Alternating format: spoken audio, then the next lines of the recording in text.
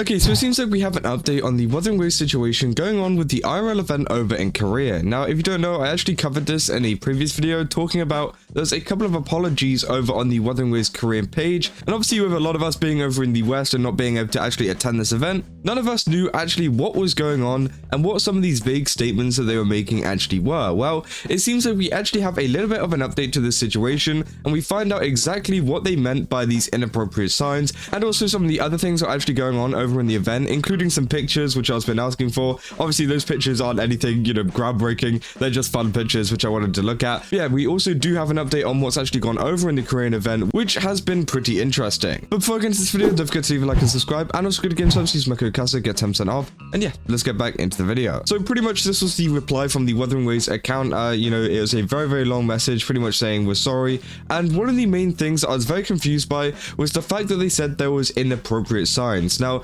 let me just go straight back to the start. Obviously this is an event in Korea over in Seoul, actually in collaboration with the Galaxy Store, which is one of the biggest collaborations that Wuthering Waves have done in a little while, because Galaxy Store is run by Samsung, one of the biggest mobile companies in the world, which obviously is a very good thing for Wuthering Waves in terms of advertising their game and in terms of pretty much getting their game out there. But obviously, yeah, this event didn't go as well because they actually made two apologies over on their Twitter, pretty much talking about a couple of things. And yeah, as I said, one of them was due to inappropriate signing and incorrect instructions on site without prior notice. So apparently, some things had actually been changed at the venue without the notice and without the prior notice to Kuro Games, I'm pretty sure, which ended up in a lot of people being frustrated and, just a mishandling of the event. Now, is it anything dangerous? Did anything dangerous happen? No. I think everything was totally fine. I think the event was fine. It wasn't like it was like dangerous to a point where like there was overcrowding or something like that. That wasn't like the kind of issue there. It's more due to the fact of the wording on the signage, and that's pretty much what people are confused about. This is over on Gacha Police.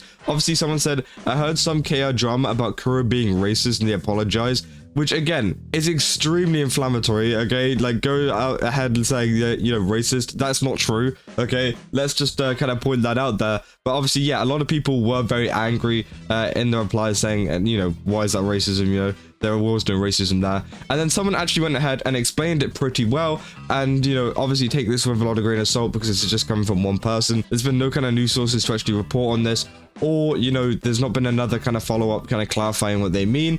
But obviously, one person says the Samsung event prohibited non-Koreans and people got angry or something like in Japan with the switch to pre-order. And they say, context, the reason why they put the sign is because of the resellers, mostly Chinese and such, who came first on that event and bought the entire stock to scalp them and sell them online for a cheaper price. So Kuro is not at fault here, but rather the management who held this event. So again, as I said, the people who held the event are, separate from Kuro, I'm pretty sure. Obviously they talk to the people who run the event and then they, set things up over there, on the ground, which obviously is a completely separate thing from what Kuro Games decides and everything. And yeah, they did have this big issue of Chinese scalpers actually turning up and taking a lot of the stuff. And obviously there's a lot of replies here, we've been through these already, but yeah, these are some proof of, people going ahead, buying multiple baskets full of stuff, actually selling it online and everything like that. And it was a really big problem. And the main factor to this was the fact that they were all foreign and mainly from China. And obviously that's something that people noticed and that the team noticed over there. And I'm pretty sure what they're essentially saying here is that they, stopped allowing non-Koreans to actually enter this event. And obviously that got a lot of people angry for the people that weren't there to be scalping, because obviously not every single foreign person attending this event is going to be there to scalp a ton of the stuff that is, being on sale. And so then the team that actually was running this event decided to put up some signs pretty much, not allowing, non-Koreans or something to enter, which honestly I do think is a bad part on that end. But again, as I said, it's not really Kuro Games' fault. It's more the management team that was actually running the event at the time that had to make that quick decision. It's not like Kuro Games said to them whenever they were planning up the event and everything, hey, let's not allow non-Koreans into this event. That wasn't the case. It was like a kind of quick decision whenever they noticed that there was a lot of scalpers kind of entering. Now, obviously, it was a pretty bad decision. Honestly, what they should have done from the start was pretty much just, put a limit on everything. I mean, I feel like that's one of the easiest and kind of effective ways of stopping a scalper is literally just putting a limit per person on that kind of thing. Now, there's people in my replies and stuff, whenever I actually commented on some of this, saying they should actually kind of, you know, link it up to an account or something. I don't think that's really necessary. As long as you've got people actually running the event and giving out this merchandise, they should just be able to notice, okay, you haven't gotten anything before, you're allowed one, there you go. Or even, it doesn't even have to be one, it could be 2 or 3, you know, whatever the stock they've kind of got, you know, and however much they can give out, you know, they can kind of calculate that themselves and then hand it out. And I feel like that's a much better way than saying no foreigners essentially allowed into the event, which is kind of crazy. And obviously, yeah, I can see why a lot of people are mad and saying this is like crazy racist or something, but it's not. It's really not. I feel like the main intention to this was, you know, just to stop these scalpers, and the management team on the ground, not Kuro Games, were the ones to actually make this failure. And it seems like, you know, it's caused a little bit of backlash, which then obviously Wuthering Waves go ahead and apologize for. So that makes sense in terms of the inappropriate signs and stuff they were talking about, because I was very confused because they were talking about some other stuff about there being some, you know, mismanagement, with there being some incorrect instructions. I was like, oh, maybe they just put like an arrow the wrong way.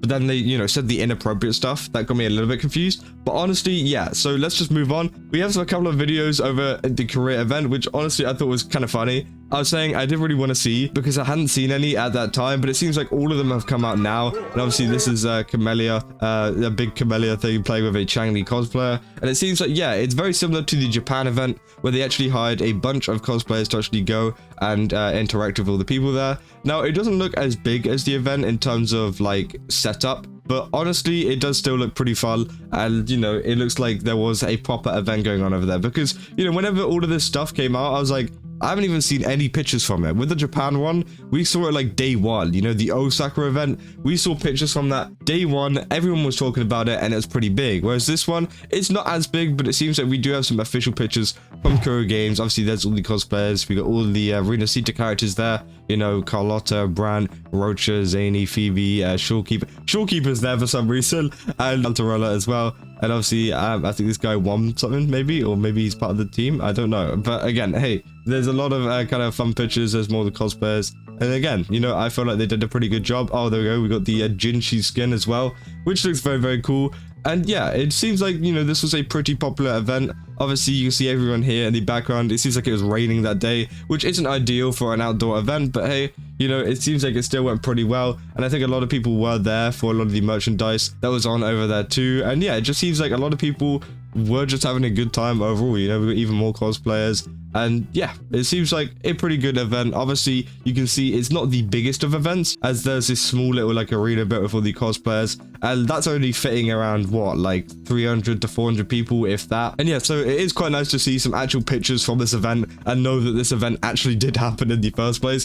But hopefully that does clear up a lot of the stuff that is going on with the Galaxy Store event, and you know what people have been saying about the signs, what people have been saying about, you know, Chinese scalpers and things like that, because, you know, I don't think this is a situation that needs to be blown up out of proportion. There's tons of people there saying, oh, this needs to be called out and things like that. It's just not the case. It's really not that big of a deal. And honestly, I just think people need to just lighten up a little bit and just, you know, obviously, yes, it does need to change in the next event, and hopefully they don't do anything like that. But for now, you know, all we can do is trust that Kuro Games can, you know, bring together a even better event next time. And please, Kuro Games, please add more events over in the UK or the US or just anywhere in the West, because again, most of these events have been in South Korea and Japan, so hopefully we will see more of them coming over here soon. But yeah, if you guys did enjoy this video, don't forget to leave a like and subscribe. Let me know down in the comments what you guys think about this, because again, it is a very, very interesting topic. And yeah, I'll see you guys in the next one. So, see ya.